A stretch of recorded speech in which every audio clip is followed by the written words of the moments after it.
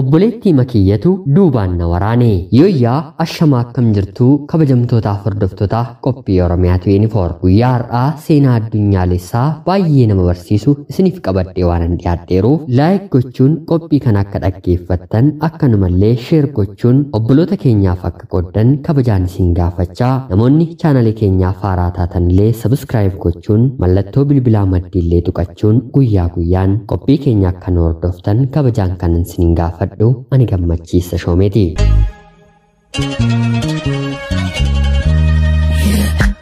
haati manaa fi abbaa manaa mana tokko keessa waliin jiraatu turanii wal fuudhanii waggaa booddee haati manaa ulfooftee daa'ima ishee da'uudhaaf gara mana yaalaatti ni imalti. haa ta'utii garuu rakkoon fayyaa narvii qaama ishee irratti waan mudateef doktoroonni mana yaalaa keessaa filannoo lama kennuufi daa'ima dhabuu ofii fayyaa ta'uu fi daa'ima ishee fayyaa guutuudhaan argattee ofii dhibee narviidhaan hafuu ture.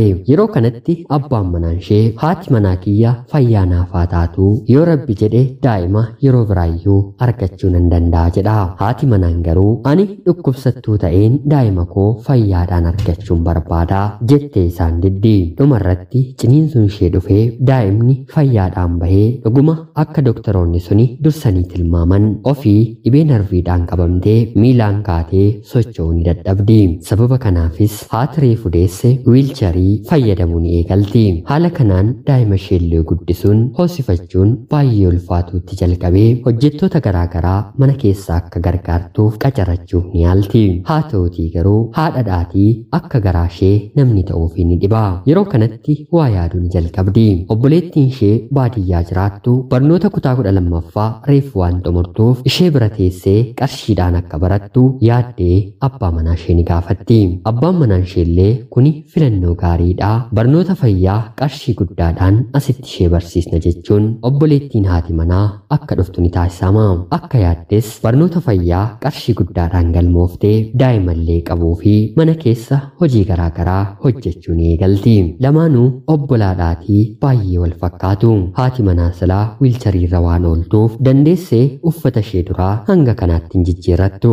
obboleettiin ishee mana barnootaatii yeroo deebitu uffata ishee durii uffachuu uffattee mana barumsaa deemuu ni jalqabdi. suuraa obboleettii ishee kan duraa ilaaluun istaayilii isheen rifeensatti kutattu gosa uffataa jaallattu ofiifillee jaallattee filattee godhachuu ni jalqabdi. kana qofaa otoo hin taane abbaa manaa obboleettii isheellee harka ishee keessa galfachuuf manattis ta'e bakkeetti carraawwan garaagaraa uumuu ni eegalti. dhiiradhaatii salphaatti miiraan ni booji'ama. haati manaansaa dhukkubsattuu waan taateef kaatee akka garaa ishee oliif gadi deemuu hin dandeessu. haala kanaan abbaan manaa isheellee fedhii obboleettii isheef booji'amee kutaa ciisichaa keessatti otoo wal dhungatanii haati manaan ni argite. yeroo kanatti baay'ee nahuun maal hojjechaa jirtu jettee yeroo gaafattu obboleettiin otoo hin qaana'iin maal hojjechaa jirraree wal dhungachaa jirra malee ati yeroo kee abbaa manaa kee waliin kan qabdu xumurteettaa amma immoo dabareen kan kooti. abbaan manaan kee nama maallaqa qabu nama gaarii waan ta'eef bakkeedhaa dubartii gara biraa waliin yeroo isaa dabarsee siin mataa si dhukkubsuurra atis yeroo jaalalaa gaarii kana booddee kennuufii waan hin dandeenyeef carraa kanatti anumti nan fayyadama jedheenii jettee garaa jabaatti itti dubbatti.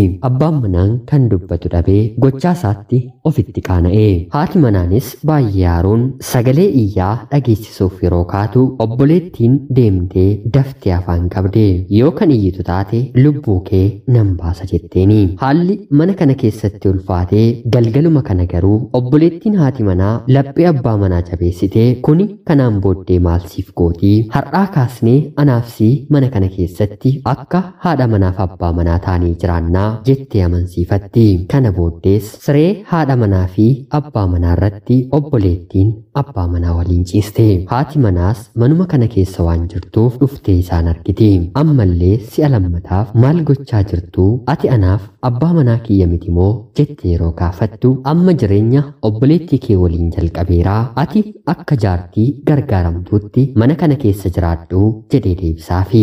Obboleettiin dabaree ishee ijoollummaa koorraa kaasee ati waan hedduu anarraa fudhachaa guddatte. Barnoota keetti cimtuu waan taateef maatiin koo ana caalaa siitiin jaallatu. Ani sitti baay'ee inaafaan guddadhe. Manni keenyillee maqaa keetti waan jijjiirameef baay'ee na bobeessee jira. Har'a ammoo tokko jedheen abbaa manaa keerraa kaaseen daa'ima kee dabalatee waan qabdu hunda suuta sirraan aalaa. Aarii koo waggaa amma kanaa sirratti nobbaafadha. Gadi jedhuun koo ceepha'uun koo guyyaa dhaabbatedha jetteetti dubbatte. Haati manaas waan na gootu dhabdee daa'ima koonaaf kennaa mana kanaa nan bahaa isiniif gadhiiseen deemaa jettee ni gaafatti. Yeroo kanatti garuu abbaa manaan mana kana keessa hidhamtee jiraatta malee eessayyuu deemuu hin dandeessu. Namni anaan maal akkanaan jedhuuf hojii koorraa akkan ari'amuu fi kan ati obboleettii kee waliin na dhiistee deemtu akkanumaan jireenyi keenya itti fufa jechuun mana nyaanni itti bilcheeffamutti haadha manaasaa geessee hidhe.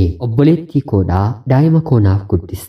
Barnoota isheellee ana biratti baratti jettee baadiyyaadhaa kan fidde diina itti taate. Erga kanaa haala kanaan jireenyi mana kanaa itti fufee. Haati manaa aariidhaan bareedina kana dura qabdu ofirraa dhabaa dhufte. Rifeensi ishee irraa bubuqqa'ee dhume. Ilkaan ishee umurii malee irraatii harca'e. Dhuguma akka jedhan umurii mana 20 keessatti sadarkaa jaartii ta'uu dulloomuurra geesse. Yeroo kanatti obboleettiin ishee itti naanna'uun itti kolfuu ni jalqabdi. Waan barbaaddes jettiin akka barbaaddes rukutti. Haala kanaan garuu waggoota muraasa erga dabarsanii booda obboleettiin ishee abbaa manaa ishee fulfooftee daa'ima ni godhatti. Ofiiyyuu daa'ima ishee qabuun hojii waan itti ta'uuf haadha ishee manatti jibbitee daa'ima ishee waliin wiilchariirra keessee deemii kanaan booddee kadhadhuu jiraadhu jettee obboleettiin hamtuu kun ofii haadha manaa taatee haadha manaa gadi ariite. Kanaan booddee jireenyi haadha manaa kanaaf jirus baay'ee ulfaachaa dhufe. Guyyaa 2-3 daa'ima ishee waliin roobni bakkee keessatti itti roobe. Aduun saafaa rukutee halkan dukkana sodaa guddaadhaan erga dabarsitee booda jaartiin manguddoon tokko daandii irratti tooboossu argitee maal taateetii rakkoo keessa waan jirtu natti fakkaataa. Dhaabbanni keenyi dubartoota yookiin immoo haadholii rakkoo keessa jiran ni gargaaraa gargaaramuu ni feetaayii jettee ni gaafatti. Yeroo kanatti haati manaa wiilchariirra teessee boossu eeyyeen nan barbaadaa abbaan manaan koo obboleettii kiyya fuudhee manaan ari'anii jettee deebistee fi jaartiin kunis gara dhaabbata gargaarsaa ofii keessa tajaajiltutti fudhattee daa'ima ishee kunuunsaa hojii xiqqoo hojjechaa barnoota galgalaa barachuun eegalte. Jajjabaattees barattee xumurtee hojiillee argattee mana bareedduu garuu immoo baay'ee xiqqoo taate daa'ima ishee waliin kireeffattee jiraachuu jalqabdi. Tokko hir'ina keenyaa yeroo nu jibbu tokko immoo hir'ina keenya waliin nu waliin jiraachuu ni barbaada. Dargaggoon tokko daa'ima ishee waliin haadha kana jaallata. Bakki hojii isaanii naannoo tokko waan ta'eef ganama taaksiidhaan bakka hojii kan deemu dhiisee wiilcharii ishee oofee bakka hojii isaa deema. Isaanillee baatiiwwan erga lakkoofsanii booda wal jaallatanii mana tokko keessa waliin jiraachuu jalqabanii. Jireenyis akka haaraatti eegalee fi abbaan manaan ishee kan ammaa kun abdii guddaa humna ta'ee fi ilmoo ishee akka ajaa'ibaatti jaallata.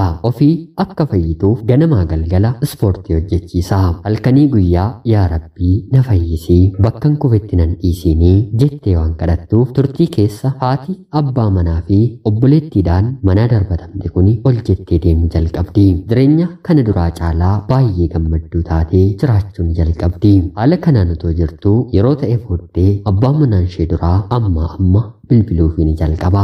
Maaloo ifa manaaf godhii ani daa'ima koo waliin si balleesseeraa jedhee gaafataanii. Halkanii guyyaas bilbilee ishee rakkisu yeroo jalqabu toora lakkoofsa bilbilaa ishee ofirraa jijjiirte.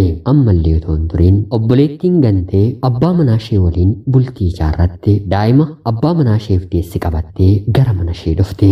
Yaa obboleettii koo ifa manaaf godhii ani siin budaa ta'een si nyaadheera. Lafa kanarraa akka kootti seexana ta'ee kan si nyaate jireenya keerraa kan si makseen jiru. Haa ta'uutii garuu ifa manaaf godhii. Abbaan manaan kee anaan jaallachaa hin turre. Daa'ima koo waliin manaan ari'ee barnoota koorraallee addaan citeen lafa lixu dhabeera. Cubbuu keetu kana na gochaa jira waan ta'eef maaloo ifa manaaf godhii jettee gaafattiini. Dabalataan ol kaatee deemuu ishee yeroo argitu baay'ee dinqisiifattee akkamitti kaatee jetteellee ni gaafatti. Haati manaa kunis akkana jettee deebiste. Ati anaaf quxisuu koo waan taateef haaloo si bahuun barbaadu. Rabbi siifis abbaa manaa koofis haaloo baheera. Sababa cubbuu anarratti hojjettaniin fayyeen miillaan deemuu danda'eera. Ati garuu obboleettii koo dhiiga koo waan taateef dhiifama siin godhaa kottu na waliin jiraadhu jettee obboleettii ishee gochaa kana hundumaa irratti raawwatte ofitti fudhattee barnoota isheellee akka itti fuftu taasiste. Haati manaan kuni garuu dhumarratti seenaa jireenya ishee keessaa waan baratte akkana jettee qooddeetti. Obboleettiin koo akka durii yeroo ijoollummaa koo ol jettee dandeessee nan ilaaltu. Ammallee abbaa manaa koo waliin jiraachaan jira. Haa ta'uutii garuu ajaja koo malee shayee danfistee hin buustuufi mana keessa akka nama boqoo cabsamee gadi jettee deemti. Ol jedhi yeroon jedhus gonkumaa tolinaan hin jettu. Kana hunda fiduu kan danda'e rakkoo inaaffaa ijoollummaatii kaasee sammuu ishee keessatti biqiledha. Dogongora qabaattus guutummaatti itti murteessuun rakkisaadha. Maatiin yeroo ijoollummaa keenyaa otuu lamaan keenya ija tokkoon ilaalaniiru ta'ee obboleettiin koo gochaa kana raawwachuuf hin deemtu.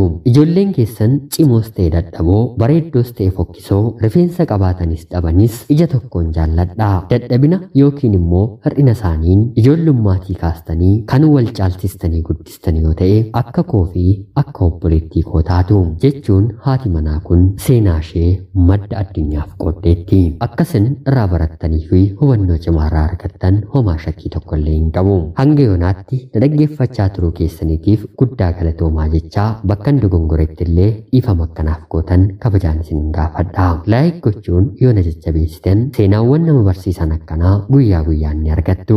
Sheer gochuun immoo obboloota keenyaaf qooddanii gochaan akkasii nu keessatti akka hin uumamne deeggaruu barsiisuu ni dandeessu. Qophii gara biraatiin hanga walitti deebinutti bakka jirtan maraan turtii gaarii isiniif hawwaa. Deebanaa.